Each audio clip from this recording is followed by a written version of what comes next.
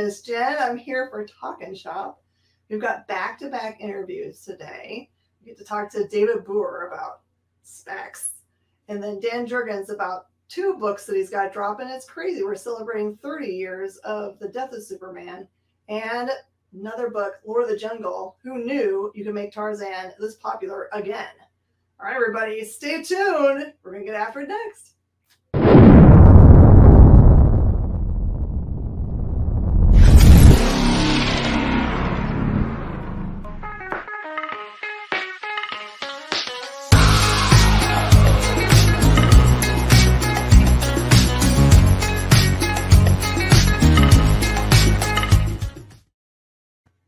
Everybody, I'm super excited to talk to our first guest, longtime friend of the experience and of myself. Love him to death. Let's talk to David Booher. Let's go. I have come equipped with Specs to talk about Specs. I mean, come on. If you don't go all in, what are we even doing here, right? I mean, it's cool to see people get into what's going on. This is already going off the rails, Jen. Like, look how cool I am. Mm-hmm. Thank you for having me on. It's clear that people that are fans of your work, that you cannot ever say that you are a genre writer, because you write whatever you like. I was on an interview and somebody threw that question at me, and I just sort of looked around and went, yep. Yep. There's no pigeons, no holes, no pigeonholes. Yeah, my real answer to that is I just want to write the stories that I'm passionate about, and I hope that comes through with whatever I do, from Canto to Firefly, Rain, Killer Queens, whatever story really speaks to me is what I want to do, what I want to write. And I guess Specs is a great example of just writing what I want to write. So let's get everyone caught up to speed for all your other work so that they can go grab it up. Canto is an amazing tale, long tale with lots of different chapters, and follows this really cute Clockwork Knight as he just really wants to keep his people functioning. That's 100% accurate. He just doesn't want his people to perish. That's right. So yeah, I got Canto. I'm just looking at your wall behind you. Oh. Like that kind of rivals my wall behind me. Yeah, so I do Canto for IDW. It's an all ages fantasy about a little clockwork knight in search of a heart. This guy. I do Killer Queens for Dark Horse, which I pitch. We brought together an all LGBTQ plus creative team to make Guardians of the Galaxy. Have you ever heard me pitch that? I've never heard you say that. Yeah, that's it. And everybody's like, okay, got it. Know what I'm in for. Usually you lead with a jetpack wearing fluffy monkey with the jetpack. Yeah. Guardians of the Galaxy. Then I did all new Firefly. They rebooted Firefly at Boom, and I was able to do that. I love the show. As you potentially can see behind me, all my swag from Firefly. And then Rain.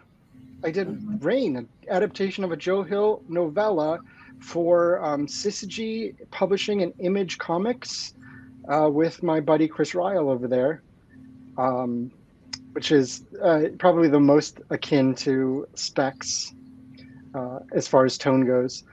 And now I am back up to my usual nonsense with Specs, which is coming out on Wednesday. All right, so since we're going to get straight into the speckiness of it all, what is it? Horror genre? What is this? Is this a slice of life love? Because you say Rain, but I think of Rain as being more like sci-fi romance, because it's a heartbreaking romance, but also falling from the sky and stabbing people through. So yeah, so it's horror. I mean, that's the horror of it. It's a similar type of a mashup. So I call it, sort of think of it character forward, like supernatural horror. It's like Bad Stuff. It's two best friends in 1987 who happened to stumble upon this pair of novelty glasses from the back of an old Silver Age comic book that purport to grant wishes, and they start making wishes. And as these stories go, nothing goes according to what you want or what you wish for. And so as the situation just spirals out of control for these two best friends, they're also sort of struggling with the narrator is struggling with his relationship with his best friend in 1987 as a 17-year-old kid who is not comfortable with his being himself, with his sexuality.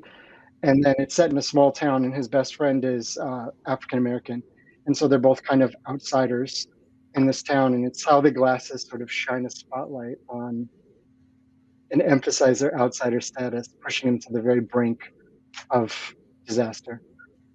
So with the wishes that they're making with these glasses, are they specifically tied to that part of the storyline? Or just like normal 17-year-old boys, this is the stuff they would wish for anyway? Well, when they're together, there's a line, there's a narration that goes through very similar to Rain, how the narrator is one of the boys, but grown up now. And he's telling the story about what happened in 1987, and one of his comments is that they did exactly what two 17-year-old boys with wish granting glasses would do, and they went nuts. They went crazy. So it's all kinds of nonsense wishes, but there is one wish that the narrator wants to make that he's afraid to make, and he's afraid that it's going to, what will happen if it comes true, and it's about his relationship with his best friend. So you have to follow the series to figure out whether he makes the wish, and if he does, what happens. Yeah, this is a really familiar kind of like feeling for me. Mine didn't happen until college, and it was with my best guy friend. But that was like the discussion we had. Before he went away for the summer, he went away to Utah, and I went to California to see my parents. And I was like, well, we're really great friends, and we like each other a whole bunch. But if we cross this line, is it something that we can never go back and recapture that friendship? It is a terrifying thing. We ultimately decided that the friendship was worth more, but it's tough. Like all of them is a risk. Yeah, and that's ultimately what the main character in Specs is going to have to decide. And he also struggles with this idea that if you do make a wish, that, I mean, I guess I could spoil a little bit. It's like in the first half of this issue, so it's not like a huge spoiler. But if you wish for somebody to return the love that you have for them, what kind of love is that really? Sure. Yeah. If you're relying on a pair of magic or a magic anything to make that happen, is it true? Is it genuine? Is it something is that what you want? When really it's not. You want the other person to care about you in a natural and a real way. And so it's really a big struggle for this main character to decide what to do with these novelty wish granting glasses. I mean, I'm pretty sure that all I did at that age was buy every ticket for every showing for Die Hard for as long as it was in the movie theater. I know, it's so fun to look back on that time and go, look at all this mixed emotions that are just larger than life and all these things. And I think back of when I was 17, I was like, I don't know if I felt any of those emotions. I was just trying to pass my calc test and I don't know, go to a football game or something. What do you guys remember from so that would be essentially like that was my like junior year of high school, just like for any year. Let's leave it out of its year genre for the book, but just like put yourself as your junior in high school. What were your biggest worries? This is like there were so many things. We thought we knew everything at that age, but we were terrified of everything as well. I couldn't even. Oh gosh, when I was a junior in high school, I had switched high schools from sophomore to junior year, so I think I was most concerned about like fitting in and finding friends and finding activities. I mean, it's all very surface level stuff. I mean, you think back now and I think what a mess of emotional mess of a teenager I was, but I don't think I'm unique in that. So, but when you're in the midst of it, you're like, everything's just the end of the world and nothing's going to go right and it's just awful and there is no future. And then here we are. Yeah, I think all I truly cared about at that age was soccer. I was Oh, nice. I was, And the artist on Specs, I just want to give Chris a big shout out. It's a name that some viewers might be familiar with. Chris Shahan, who was the artist on House of Slaughter. oh yeah. That tiny little indie book that sold a couple of copies last year. Sold 460,000 copies or something outrageous. Yeah, but his interiors are just. I'm trying to get that close. Controversy. We're getting to see the inside of a book before release day. Whoop whoop. Are we? Oh yeah, I guess I shouldn't. I'm not telling Here we are. I do want to show this full page that we did. It's the advertisement for the Specs in the Silver Age comic book. I mean, I remember seeing these kinds of ads, but I think they were like for X-ray specs. I don't think they were ever for any wish granting ones. So that's that was the genesis of it, is those old X-ray specs advertisements. But the genesis of the story was much more. It was about wish fulfillment and unrequited, unreturned love and that sort of thing. And it spun out into a supernatural horror story about some glasses that wreak havoc on these two boys. Okay, so maybe you can't tell us, but okay, so it's on the back of a magazine, right? And you cannot really believe that they're going to actually be granting wishes. Or is this one pair a unique pair, or that could anybody order from this ad and they just, is there like a djinn sitting behind the scenes being like, haha, these fools paid $25.99 plus $6 shipping?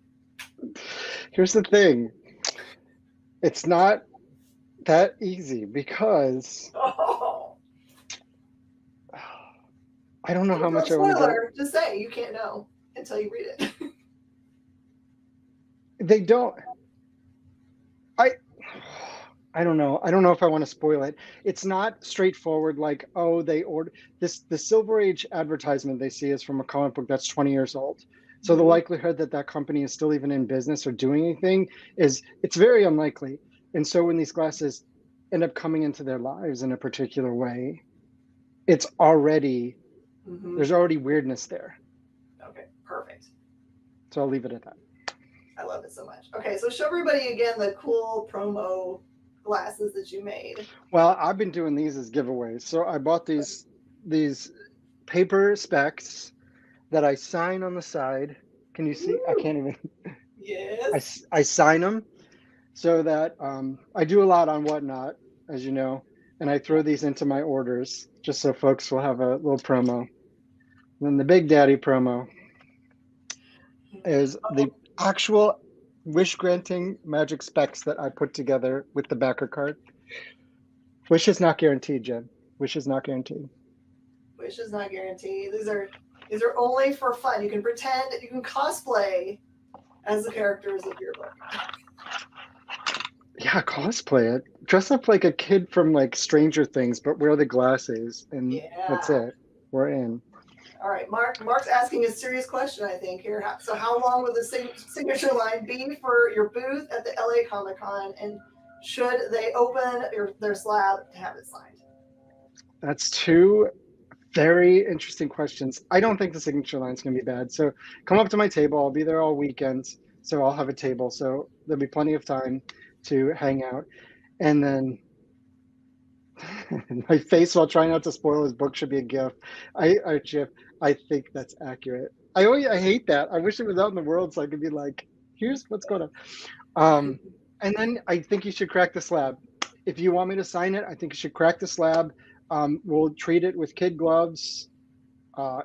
Is it a 9.8? Who was it? Mark. Mm-hmm. I do what you're passionate about. I mean, it's the spec. I mean, we can go on, Jen. Save me from this path. Save me from this path. But anyway, collect what you love, and if you're going to love that comic more, if you come to my table, we chat about it, and I sign it, and we have a little experience together. If you're gonna love it more after that, then crack it. Do it. Mhm. So it's a Canto #1 from San Diego Comic-Con. Oh, Mark, you got some cool stuff, man. Now I might change my mind on that. You might keep that slab and then just buy another thing while at the booth and get that signed in person. Because it's about That's true. To me, I don't really collect autographs, but I really love having interactions with people at their booths because I get to see them in their natural environment, their happy place. They set it up how they want. Sign the plastic slab. There you go. No, I've done that before, and it looks really cool. Honestly, it looks cool to sign the outside, and I think if you really change your mind, you could potentially wipe it off. I've got 20 paint markers, all different colors, so you can pick your color, whatever you want. I have a question for you. So when I saw you at San Diego, you had a really awesome booth with a big group. How did that group form? And do you guys always set up together? What group was this? I don't know. I felt like it was part of a larger booth where all of the books and creators had a tie to the LGBTQ community. Oh, Prism Comics. Yeah, yes. Yeah, that's where I saw you, of course. Yeah, Prism Comics is really focused on LGBTQ plus stories in the community. And so with Killer Queens, which I think I mentioned, it's an all LGBTQ plus creative team, everyone from the community had come together to make this book. Prism has been really great about giving an opportunity to bring that out and sign, especially because Dark Horse really hasn't been at cons. Yeah, shout out to Ted Ebenheim. Yeah, Prism is fantastic. They've given us a lot of queer creators a huge platform to really get our work out there. So I'm always happy to do that. I think they're going to be at LA Comic-Con. Is it a publisher or? I think they are a publisher. Okay. I think they are a publisher, but they also are. I think they sell other books that they don't publish. So a little bit retail, a little bit publishing, a little bit, community, hosting, that sort of thing. It's a really popular booth. People all seem super psyched about it. I meant to ask you then, but I was like, sometimes when you feel like you should just know a thing, it should be an obvious thing. I'm like, I can't know all things. I think our interaction was about 20 seconds too. So it was madness at San Diego Comic-Con. Martin says he doesn't want to derail the conversation, but he's all about the MetaZoo cards you got. Should I step aside and really derail this whole thing? I mean, it's a get to know you part of we're just going backwards. Normally we do get to know you first, but this is way more fun. Oh my God. I know, just look at my shelves. I'm a MetaZoo guy. So I've got everything from booster boxes to spoiler packs to the poker Kickstarter they just did. I've got promos, boxes, skateboard promos. It's all just collect what you love, people. So this is as much as I know about MetaZoo. I know the name and I know that it's kind of Pokemon adjacent. And I don't have no idea when it was launched or who's doing it.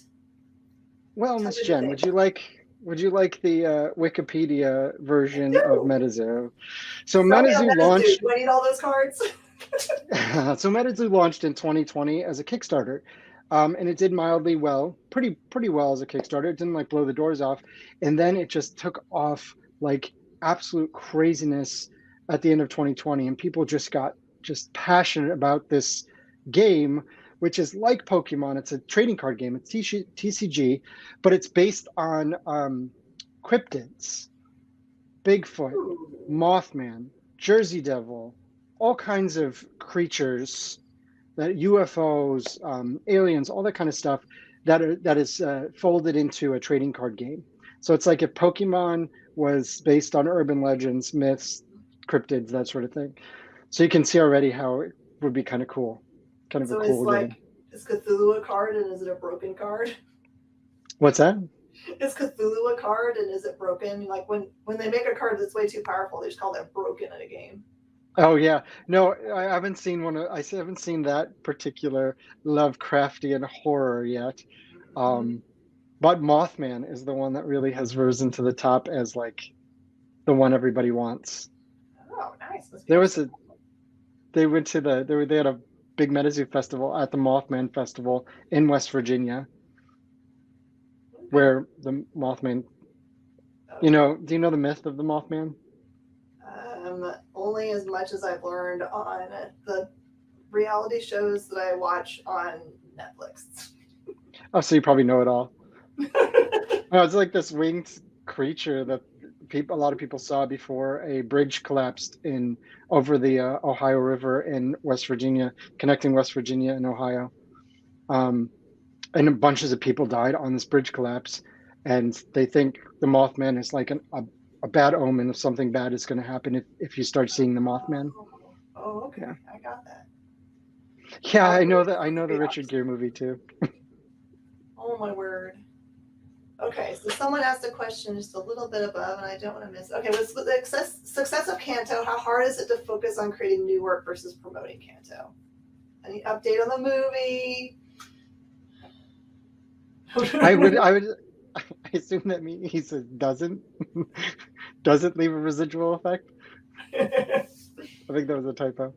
Um, promoting, I guess. How do I phrase this in a way that I don't seem like a jerk about it? Kanto experienced success, and we promote it still, but we do have the luxury of so many Kanto issues are out there that we're still promoting Kanto, but people know about it, so people will come up to my table at a convention and want to get signatures. So it's less of the hand selling at Mm, shows, which I think we all know about.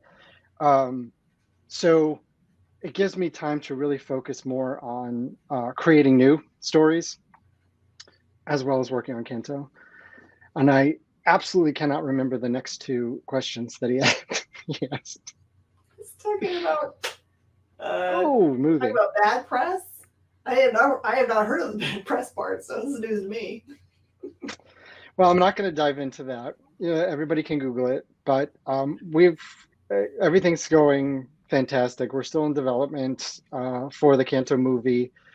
Still working alongside Westbrook, which is Will and Jada Smith's company. Um, yeah, and so everything. It takes a very very long time, especially with animation, Yeah, and we want to put together the right package that's really going to make the adaptation undeniable. So we have the story and the character. Drew and I are going to be involved in the adaptation. I'm going to write the script, the movie script, Mm-hmm. and there's one, and we have Westbrook, and there's one more piece that's coming together that I can't. It's unfortunately a little early to talk about, but Okay. um, it's all going to be a beautiful puzzle that will come together. Have they indicated any principal voice acting yet? Is it all still I'm floating not. There's later on? it's Unfortunately, we're so early in the process that it's hard to share a whole lot of details. Yeah. Super excited for Spec. Yeah, I know. It hits all the buttons for me. It's like a little bit of It's a little Black things that Mirror. It's a couldn't little really creep show. happen, but couldn't they? And It's then like I'm such an enormous Stephen King fan. Look at this Kevin yeah. Water cover. This is the 1 in 25 incentive cover, and I just love this cover so much. But I'm a huge Stephen King fan, and some of like his top stories for me are stories like um, The Body, which was made into the movie Stand By Me.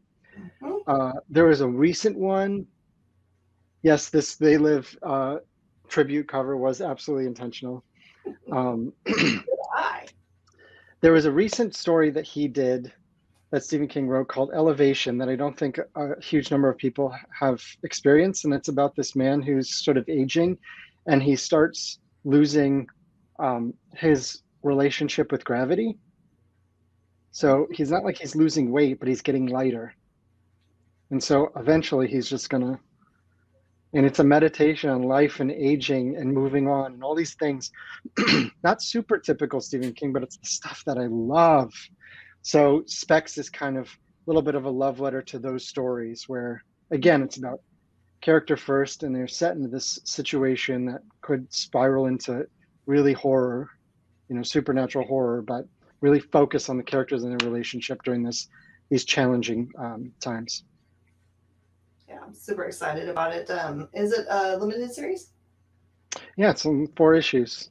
Oh, perfect. Although I just came up with the idea for the second arc, so boom, if you're listening, everybody pick up your copy on Monday so that we can go do Specs 2. Specs 2. Specs 2. Just call it Spectacle. Respec. I feel like we could come up with a good pun for this. It would be awesome. See no evil. Mm. Specs 2, See No Evil. If that is not a late 80s, early 90s horror movie sequel title, I don't know what is. Yeah.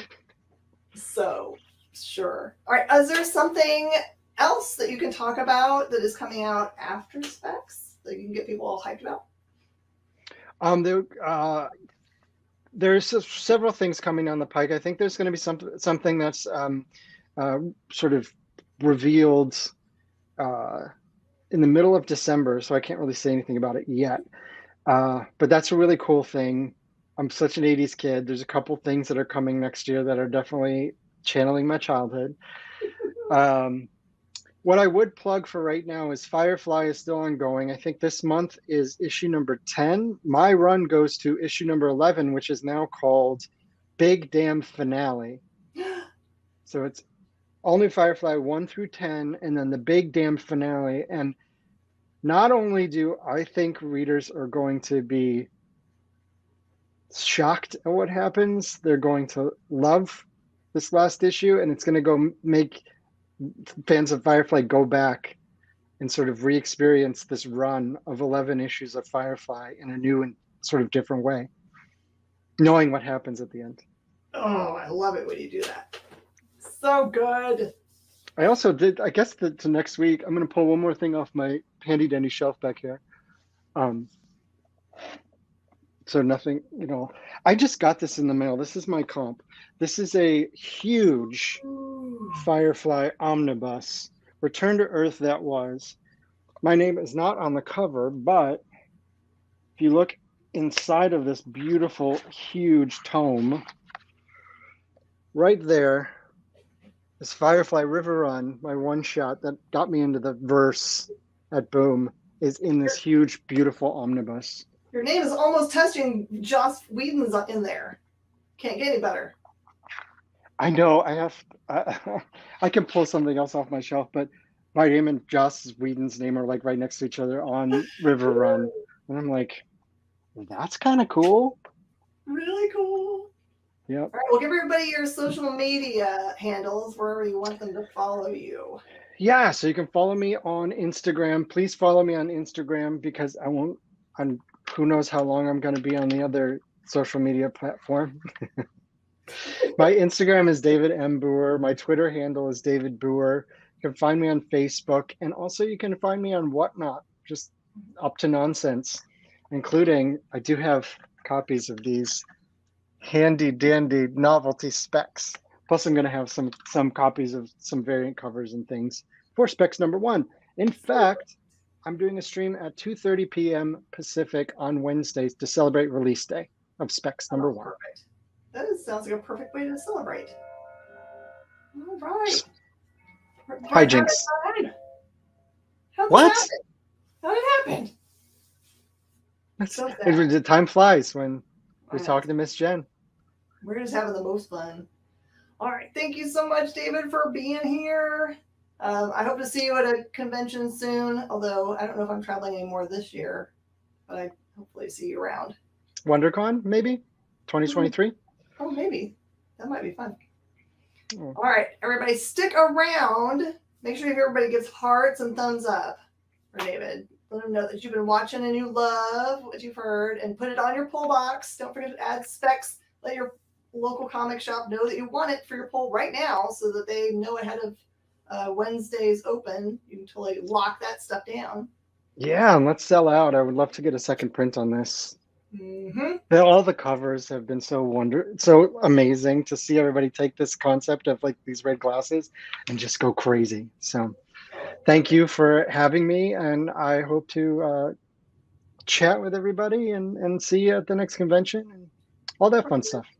Excellent. All right, everybody, we're going to take a quick break, and when we come back, we're going to be talking to Dan Jurgens.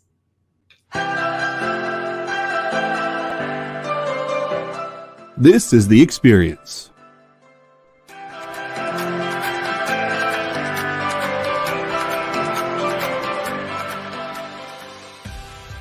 Good afternoon, everybody. Hey there, hi there, ho there. You're as welcome as can be. Hi, I'm Nancy McCann. Welcome to Friday Night Live on The Experience. Welcome, everybody. Fat Jack's Comic Crypt. Brendan, Al, Jason, hanging out. There I am. Welcome back to Kicking It with Henry, folks. I'm your host, Henry Kumpa. It's great to be here with you guys. So we are going to talk about books that are in stores this week. Hi, everybody, and welcome to Mishmash. Hello, and welcome to the Black Comics Universe, presented by Peep Game Comics. And you gotta love it that the first people in the minute to skim it are creators. Up, everybody! Welcome to another Wednesday Warriors. My name is Joey Galvez, and this is my pal Ambrosia. Hey, everybody! Welcome to Space Cadet. Hey! What's up? Welcome, everyone, for another episode of I Must Ask You a Question. Hi, everybody! Welcome to Nerd News Now. Hey, this is Rex. Welcome to Comic Collectibles. Hey, hello, all you happy people. Welcome to the Dan Wickline Show. Hi, everybody, and welcome. This is the crazy show that we do on Thursdays called What's in the Box? What's in the Box? Comic culture and sales.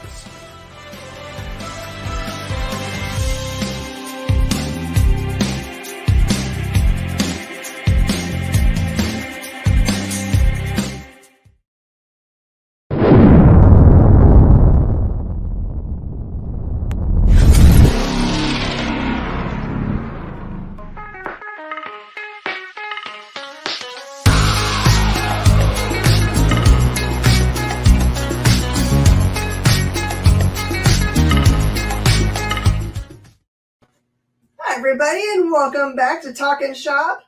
Now is your time. You should share, like, and subscribe so that you can be the cool kid in the room, because you'll be like showing everybody, hey, I know where all the cool interviews are happening, and now is the time to hop in. Also, a reminder, this is a fully interactive interview, so I'm totally going to defer to questions you guys ask if you pop them up in the comments. I super appreciate that. And to that end, let's welcome Dan Jurgens.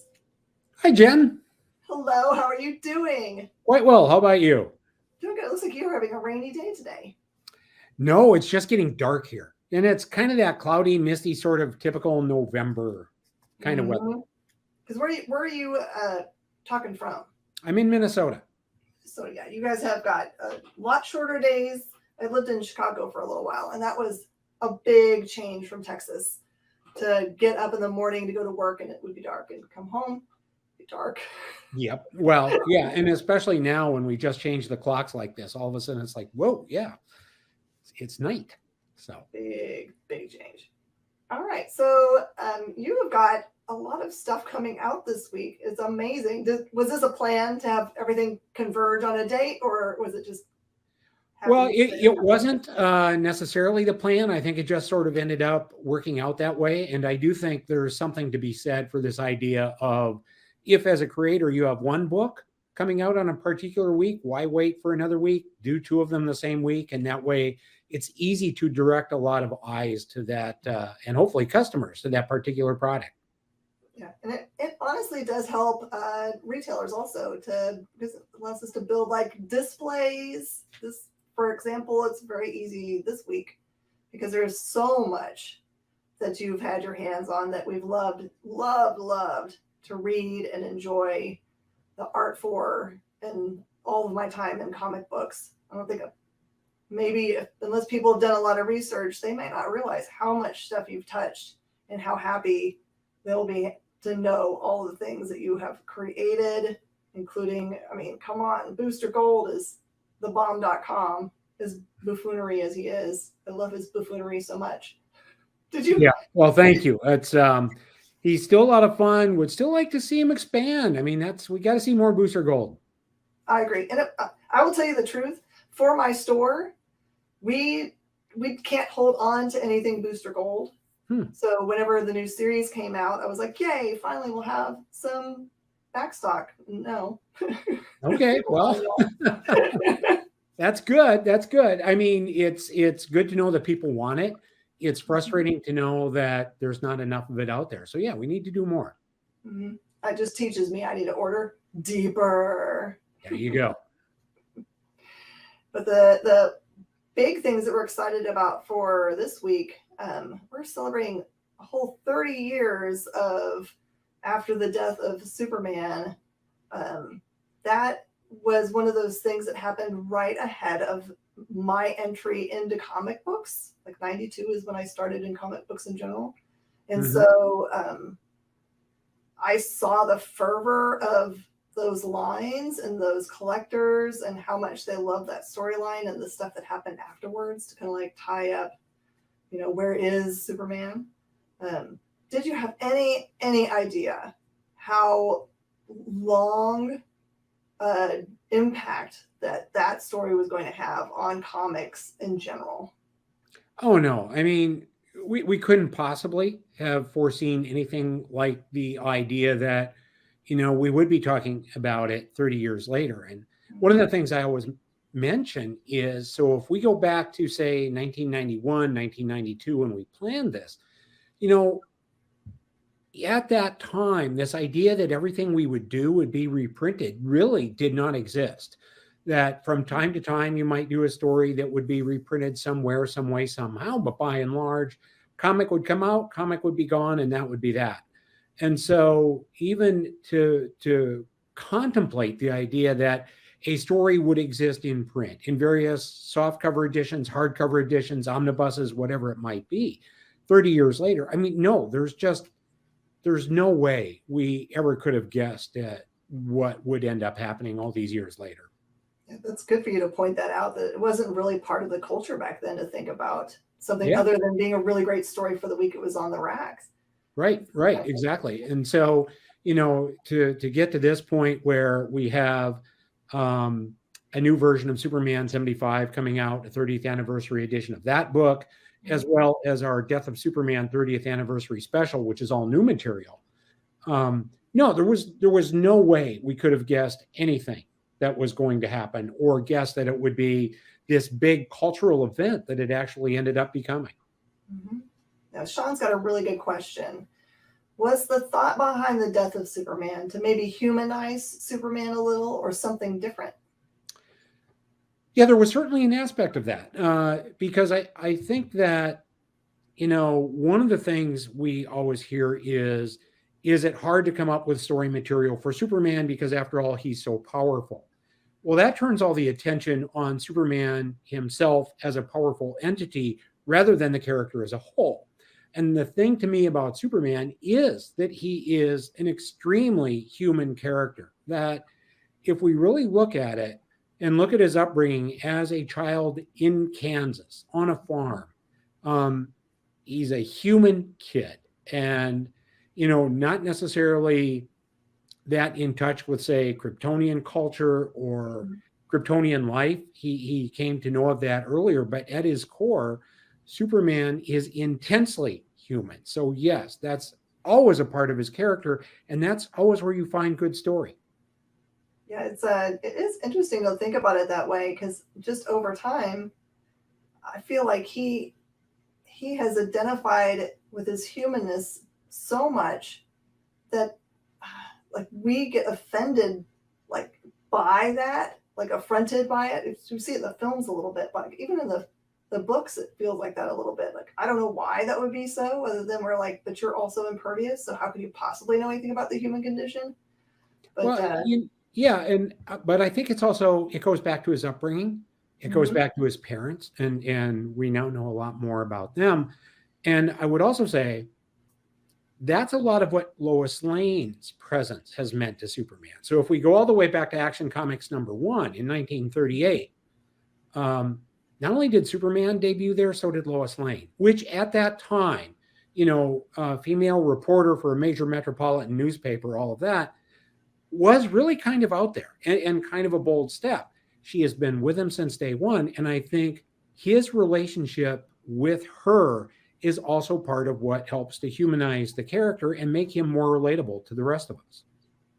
Totally makes sense. All right, another good question. This is more about kind of a time period. What was it like to be part of the industry when Valiant and Image came out? Let's hear your point of view of that time. I mean, it was, so really we're looking at and talking about the 90s and, pretty much the early 90s. And I have my own terminology for that time. I refer to it as the wizard age of comics. We have golden age, silver age. For me, that was the wizard age.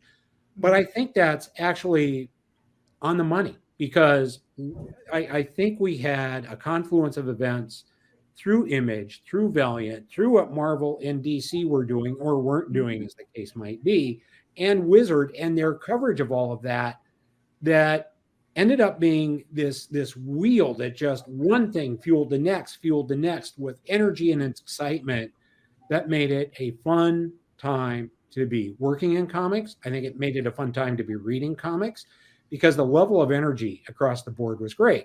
And I think a lot of people look back on it and they see the errors and the mistakes and the sins. But I will always say, yeah, that's true, but that has happened at any age of comics. And what I will trade in any time is this idea of,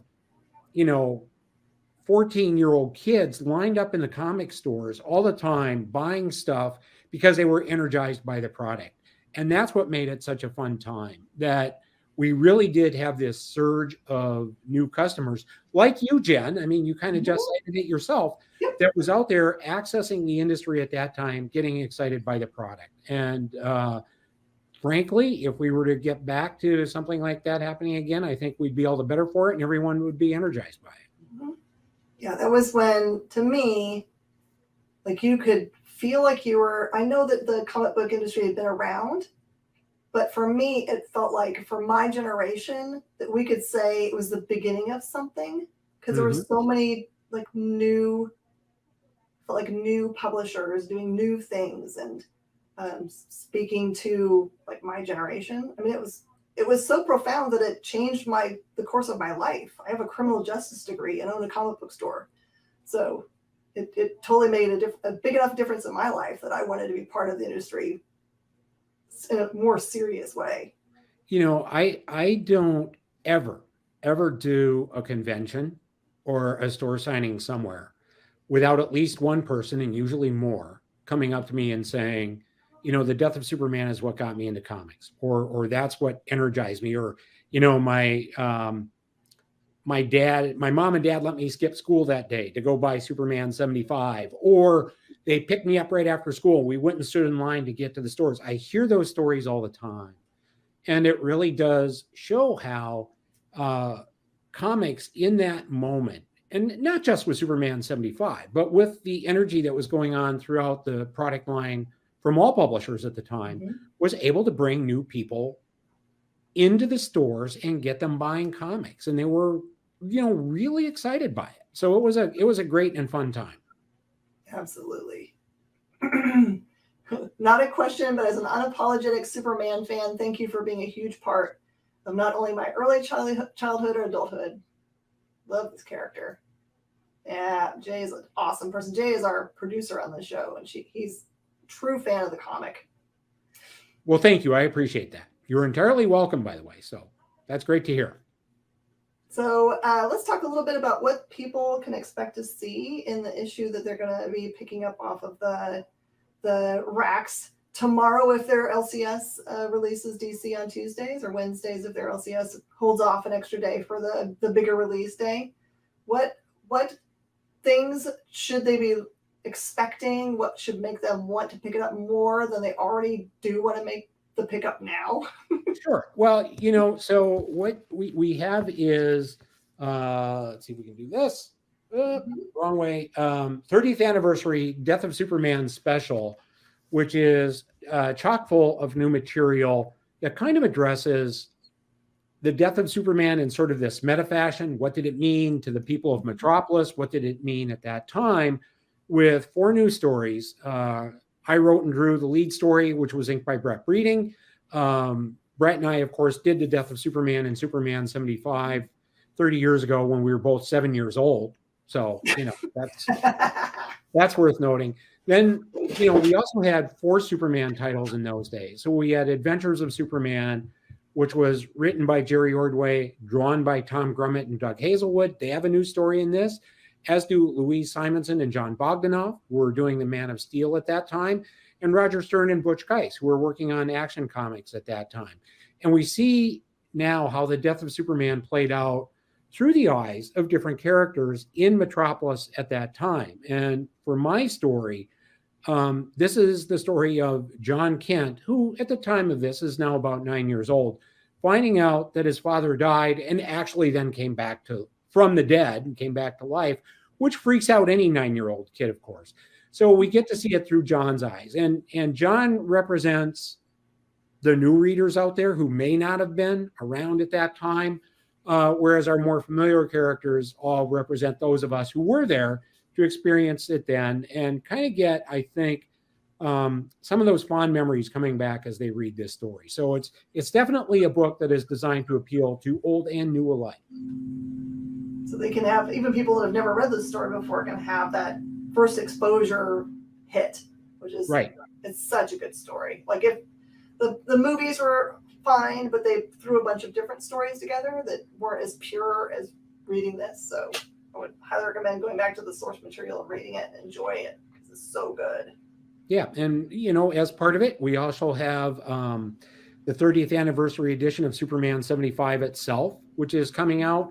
All of these have a number of fun, different covers, lots of foil alternatives here that I think, they look beautiful. You can't touch them because it'll leave a fingerprint immediately, but damn, they look good. That's all that I can say. They really look good. So I think it's a couple of fun books, and I think people will really enjoy it, whether they were there or not.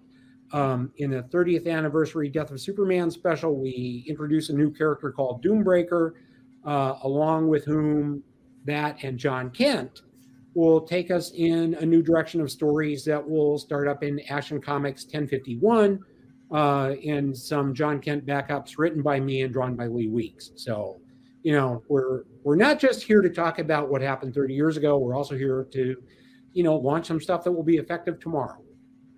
That's awesome. Okay, so this new bad guy character, is there anything you can tell us about him?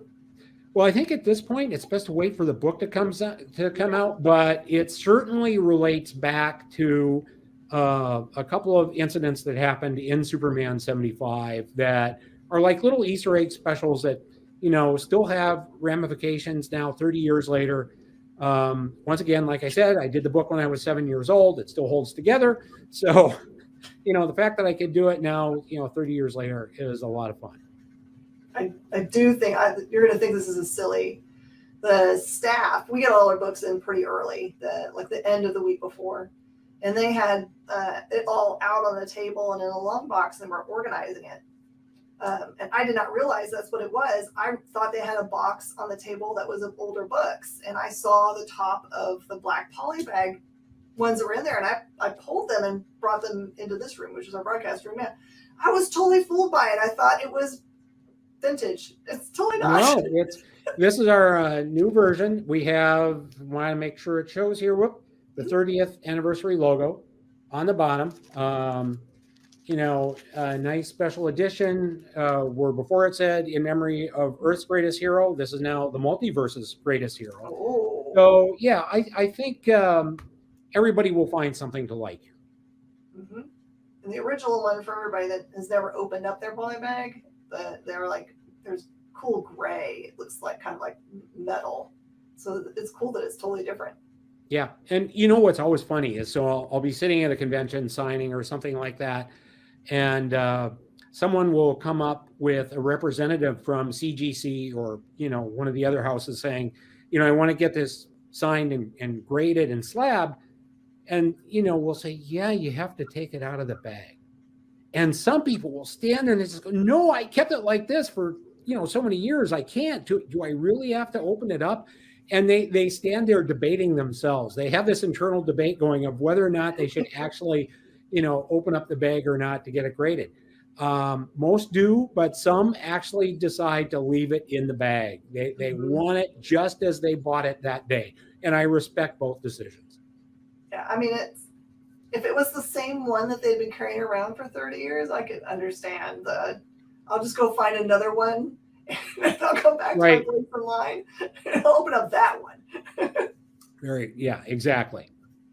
Because there's like Kyle shared that his sister was 18 days old and he was 4, but dad still stood in line for like 3 hours to get yelled at by his mom to get Superman 75. So yeah, I can understand. If you were 4 years old and that was your original copy, why would you want to open that one? Yeah. Way to go, Dad, by the way. I mean, this is where when someone comes up to me with those stories, I will say, well, thank your dad for us, okay? Let us, thank him or thank your mom, whoever it was who brought you to the store. Thank you. Oh, yeah. All right, let's not lose sight of there's another amazing book that's coming out this week. Lord of the Jungle, and this is what's so funny is I saw the post for it early on when they were doing way before FOC, just kind of like getting the early buzz about it, and I saw so many people sharing about it, and I couldn't understand because I'm used to a certain level of excitement for Tarzan related books, and I was like, what is special about this one? And I saw who was working on it. I was like, Mm-hmm. Yeah, so that's coming out from Dynamite Comics this week, Lord of the Jungle #1. So I've always been this huge Tarzan fan. So to finally be able to get to do Tarzan really is so much fun. The book is drawn by Benito Gallego, who is just sensational, has sort of almost a John Buscema sort of flavor to his art, but it's entirely appropriate for Tarzan. And what we're doing is the first issue, because I have to assume some people may not be terribly familiar with Tarzan. We do cover the origin, but start a new story at the same time where we will be telling kind of 2 stories at once about Tarzan. One that happened some years earlier when he was young, and another one some years in the future when he's a much older individual, and gets to open up different aspects of Tarzan's character that we may not have seen before. So it's been a lot of fun to work on this. We have some wonderful covers. Gary Frank did one for us. Dan Panosian is there every single month, and his stuff is just beautiful. Lee Weeks did one. We have some just wonderful other cover options that you might want to go for there.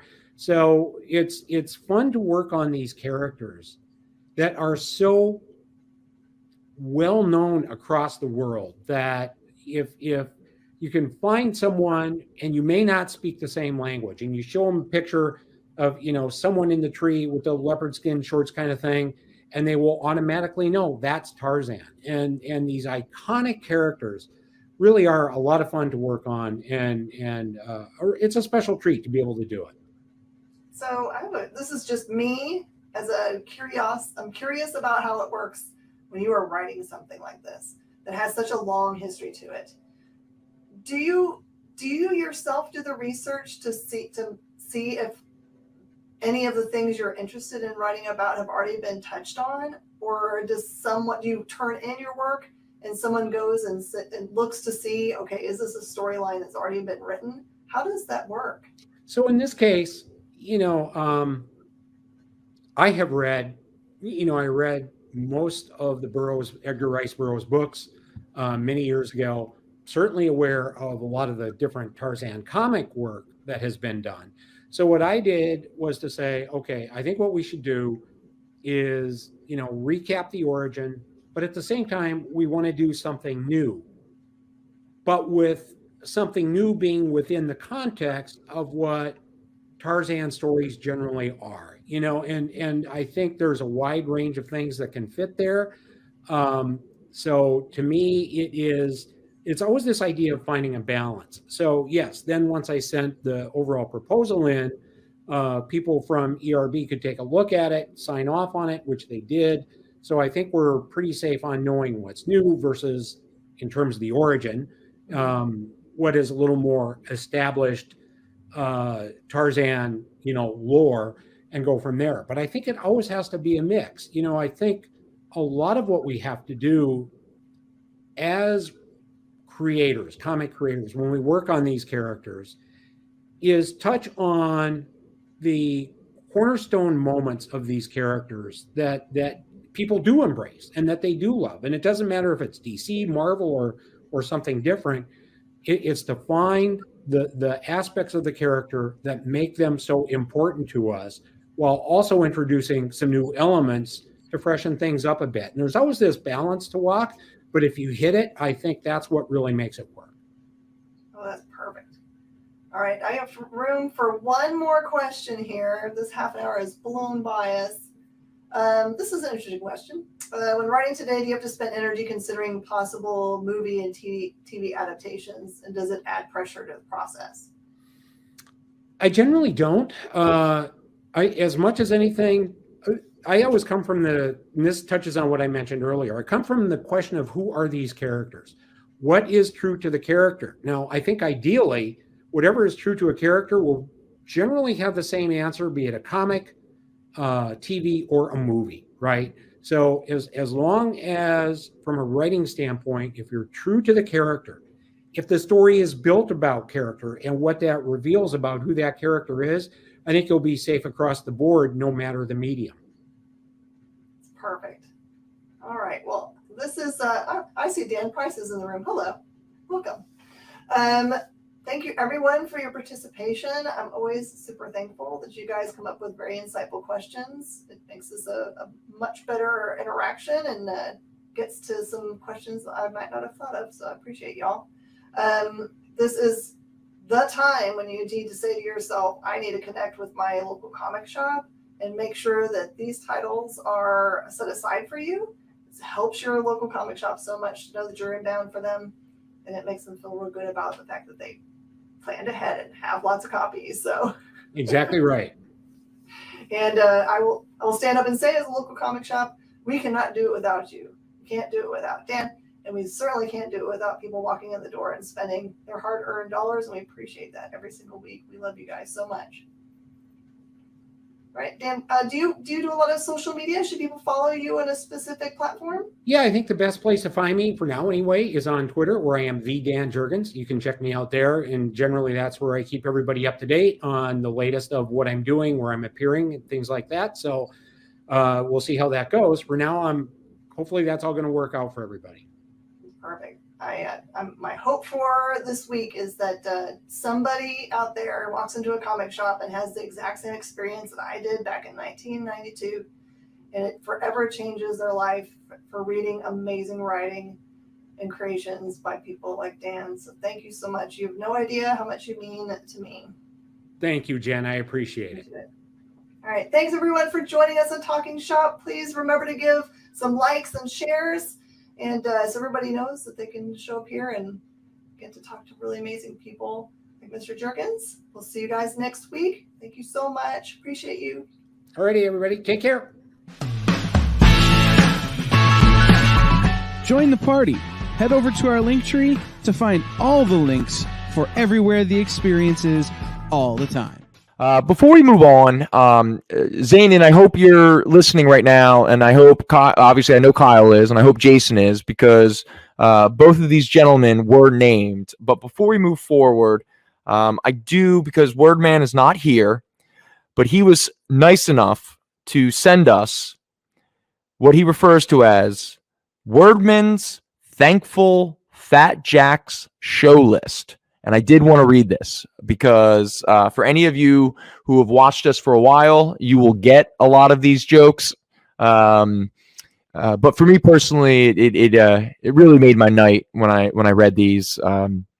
Sometimes I don't know. Sometimes I wonder about purpose, and I wonder why we do things, and why do I do this other than to sell comics and stuff like that. But anyone can tune into anything and buy comics and stuff like that. And every now and again, I forget that one of the best things about what we do here every Sunday night is we get to know each other, and we get to remember that we're not alone, and that there are like-minded people out there who are happy and grateful and thankful that you exist and that we exist. So I wanted to quickly read Wordman's thankful Fat Jack show list, and then we will try to, or I will try to sell some Swamp Things. So here we go, real quick. First one, I'm thankful for this show airing on Sunday evenings, the only time of the week I'm 90% certain to be home. All right. Zanin, this one's for you, buddy. I'm thankful Zanin is in the chat, and that his nickname, Lord Zanin, makes him sound like a Flash Gordon villain. This is a funny one. I don't know if it's funny because, anyway, I'm thankful for Brendan's Invisible Rogues Gallery. Robot Marshall, the Ghost of Al, Roland Vale, the Greg Hole, etc. I'm thankful for $9 shipping. So I am just to let you know, we start at $9 shipping. Just, heads up. I'm thankful for newsstands. In quotations. Sorry, Jason. This one's for you, Kyle. This is a good one. I am thankful for producer Kyle's booming voice of God during the show, for he sits much closer to his mic than Brendan does his, because Brendan didn't have really a mic.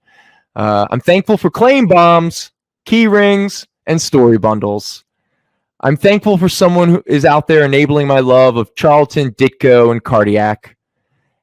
And this one cracked me up. And I imagine a lot of you will probably agree with Gary. I'm thankful for the 20-minute break I get every show when Brendan decides to tell us about Grant Morrison for the first time. And I'm thankful to have something to do Sunday evenings. If it wasn't for this show, I might be productive and get some writing done. We wouldn't want that to happen. Gary, thank you so much. I really appreciate you taking the time to write up something like that. That really made my day.